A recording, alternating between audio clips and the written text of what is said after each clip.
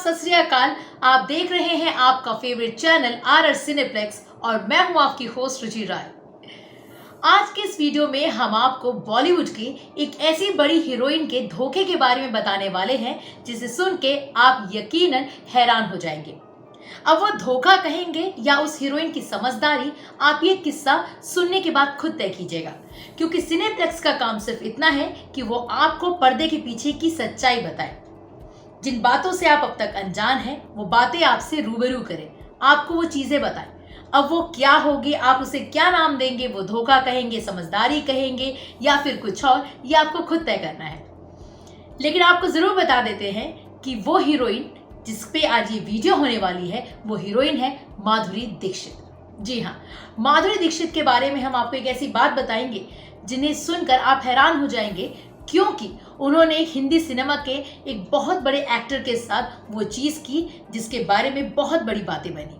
वो बातें क्या है, आइए जानते हैं। हर न्यू कमर की तरह माधुरी दीक्षित ने भी स्ट्रगल का वो दौर देखा और वो उन हालातों से निकली जिन्हें इंडस्ट्री में न्यू कमर्स झेलते हैं और परेशानियों से रूबरू होते हैं। माधुरी ने भी अपने करियर के शुरुआत में बहुत से फेलियर देखे।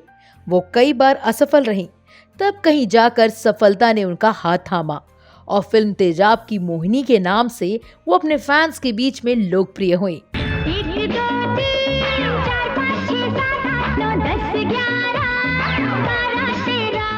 मगर तेजाब से पहले उनकी कई फिल्में फ्लॉप रहीं, जिसमें फिल्म अबोध और स्वाति नाम शामिल है। इसके बाद माधुरी दीक्षित ने जी जान से कोशिश की कि वो किसी भी तरह फिल्म इंडस्ट्री में स्टेब्लिश हो सके, और तब उनकी मुलाकात उस शख्स से हुई जो बड़े बड़े स्टार्स का मैनेजर था और नाम था रिकू राकेश नाथ, जो इंडस्ट्री में रिकू राकेश के नाम से जाने जाते थे। जी हाँ, जो लोग इंडस्ट्री के बारे में थोड़ा बहुत जानते हैं वो इस नाम से वाकिफ जरूर होंगे, क्योंकि रिकू राकेश बहुत बड़े बड़े स्टार्स के वर्क मैनेज कर चुके हैं, जिनका काम था एक्टर को फिल्म में दिलवाना। उस वक्त रिकू राकेश एक्टर अनिल कपूर के मैनेजर थे। माधुरी ने भी रिकू से अपना करियर सेट करने में मदद मांगी। तब रिकू ने उनके करियर की पूरी प्लानिंग की। माधुरी के जो मैनेजर थे रिकू राकेश, वो सीधे एक्टर मिथुन चक्रवर्ती के पास गए और उनसे रिक्वेस्ट की कि वो कैसे भी करके उनके नाम की सिफारिश करे डायरेक्टर्स को और कहे कि बेशक छोटा ही रोल, लेकिन माधुरी दीक्षित को हर फिल्मों में छोटे मोटे रोल मिलते रहें, ताकि उनका करियर धीरे धीरे इंडस्ट्री में सेट होता रहे और उनके पास काम की कमी ना हो। अब जो रिकू राकेश हैं, वो बहुत बड़े मैनेजर भी हैं, उनका बहुत बड़ा नाम भी है इंडस्ट्री में, बहुत बड़े बड़े एक्टर्स के उनके पास काम है, वो उनके मैनेजर हैं। और इस बात को मिथुन चक्रवर्ती जानते थे, उनके बहुत अच्छे रिलेशनशिप थे रिकू राकेश के साथ, तो इसीलिए उन्होंने रिकू राकेश की बात का मान रखा और माधुरी के नाम के बहुत सारे डायरेक्टर से सिफारिश की, और स्पेशली उन डायरेक्टर से सिफारिश की जिस फिल्मों में मिथुन ऑलरेडी बतौर एक्टर लीड रोल काम कर रहे थे। उन्होंने कहा कि भाई इस फिल्म में माधुरी को एज ए हीरोइन कास्ट किया जाए। इसमें दूसरा पहलू ये भी था कि मिथुन चक्रवर्ती ऑलरेडी बहुत स्ट्रगल कर चुके थे अपने लाइफ में, अपने फिल्मी करियर में, तो ये जानते थे कि जब एक न्यू कमर इंडस्ट्री में आता है तो उसे क्या क्या फेस करना पड़ता है, और इसीलिए उन्हें लगा कि भाई इस लड़की की मदद करते हैं ताकि ये इंडस्ट्री में धीरे धीरे स्टैब्लिश हो, क्योंकि वो जानते थे कि वो जो एक्ट्रेस है, वो जो लड़की है, जो नई लड़की आई है, वो काम अच्छा करती है। तो इसीलिए वो उनको स्टैब्लिश करने के लिए, माधुरी को स्टैब्लिश करने के लिए उन्होंने डायरेक्टर्स पे जोर बनाया और कहा कि इस लड़की को बतौर हीरोइन कास्ट किया जाए, और स्पेशली उन फिल्मों में तो किया ही जाए जिस फिल्म में Mithun Chakraborty already as actor काम कर रहे हैं। लिहाजा माधुरी दीक्षित को इलाका, मुजरिम और प्रेम प्रतिज्ञा जैसी फिल्मों में काम मिला, जिसमें खुद मिथुन चक्रवर्ती ही हीरो थे। लेकिन जिस वक्त ये फिल्में रिलीज होने वाली थी, उससे पहले ही माधुरी के पास तेजाब फिल्म का ऑफर आया, जो रिलीज के बाद सुपर डुपर हिट हो गई और माधुरी दीक्षित रातों रात बड़ी हीरोइन बन गई। और उसके बाद जाके रिलीज हुई उनकी और मिथुन चक्रवर्ती की फिल्म इलाका, मुजरिम और प्रेम प्रतिज्ञा, जिसमें वो मिथुन चक्रवर्ती के ऑपोजिट नजर आई। मगर तब तक हालात बदल चुके थे। वक्त बदल गया, साथ ही बहुत सारी चीजें चेंज होने लगी। माधुरी दीक्षित ने तेजाब फिल्म की कामयाबी से सफलता की वो सीढ़ियां चढ़ी जो उन्हें रातों रात मिल गई थी। उनका क्रेज जो था उनके फैंस के बीच में सर चढ़ के बोल रहा था। हर कोई, हर कहीं, हर किसी की जुबान पे सिर्फ माधुरी दीक्षित का नाम होता था। डायरेक्टर्स अब तक जान चुके थे कि अगर फिल्म में हिट करानी है तो माधुरी दीक्षित को एज ए फिल्म में हीरोइन मेन लीड में कास्ट करना ही पड़ेगा। और इसीलिए माधुरी के पास रात दिन हमेशा बहुत सारी बड़ी बड़ी फिल्मों के ऑफर आने लगे, बड़े बैनर्स की फिल्में आने लगी और हर कोई चाहता था कि भाई जैसे तैसे करके माधुरी इनकी फिल्म में बतौर हीरोइन आ जाए। लेकिन साथ ही ये तो उनका करियर जहाँ पे बूम पकड़ रहा था, जहाँ पे ऊंचाइयों पे छूने लगा था माधुरी का करियर, साथ ही माधुरी के व्यवहार में बहुत सारे बदलाव आ चुके थे। जो माधुरी एक वक्त पे मिथुन चक्रवर्ती से रिक्वेस्ट कर रही थी अपने मैनेजर के जरिए, वो चाहती थी कि मिथुन चक्रवर्ती कैसे भी उनको किसी भी फिल्म में छोटे मोटे रोल दिलवाएं, अब वो मिथुन चक्रवर्ती के नाम से कतराने लग गई थी।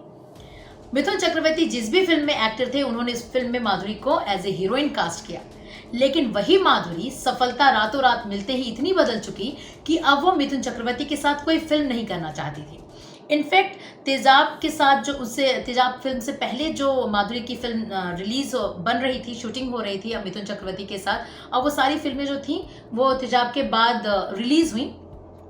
और जब वहाँ पे वक्त में फिल्म की शूटिंग के दौरान या फिल्म के प्रीमियर के दौरान या प्रमोशन के दौरान माधुरी दीक्षित की ज़रूरत होती थी तो माधुरी दीक्षित वहाँ पे जाने से कतराती थी, क्योंकि अब वो नहीं चाहती थी कि वो किसी भी बड़े एक्टर, सीनियर एक्टर के साथ काम करें। माधुरी का साफ एक फंडा हो चुका था। माधुरी दीक्षित कहती थी कि वो अब सिर्फ उन्हीं फिल्मों में काम करेंगी जिस फिल्म में यंग एक्टर होंगे, क्योंकि वो बात जानती थी कि किसी भी सीनियर एक्टर के साथ काम करने में सारी लाइमलाइट जो है वो सीनियर एक्टर को मिल जाती है, न्यू कमर को कुछ नहीं मिलता, हीरोइन को कुछ नहीं मिलता। और इसी बात को ध्यान में रखते हुए माधुरी दीक्षित ने धीरे धीरे मिथुन चक्रवर्ती से किनारा कर लिया, उनके एहसान को वो भूल गई, उनसे दूरी बना ली। और जब फिल्मों में कई ऑफर आए फिल्मों के कि माधुरी दीक्षित और जो मिथुन चक्रवर्ती इन दोनों को साथ काम करना पड़े, तो माधुरी ने मिथुन के साथ काम करने से साफ इनकार कर दिया।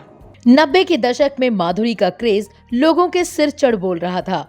माधुरी दीक्षित एक से बढ़कर एक हिट फिल्मों में दमदार रोल किए जा रही थी।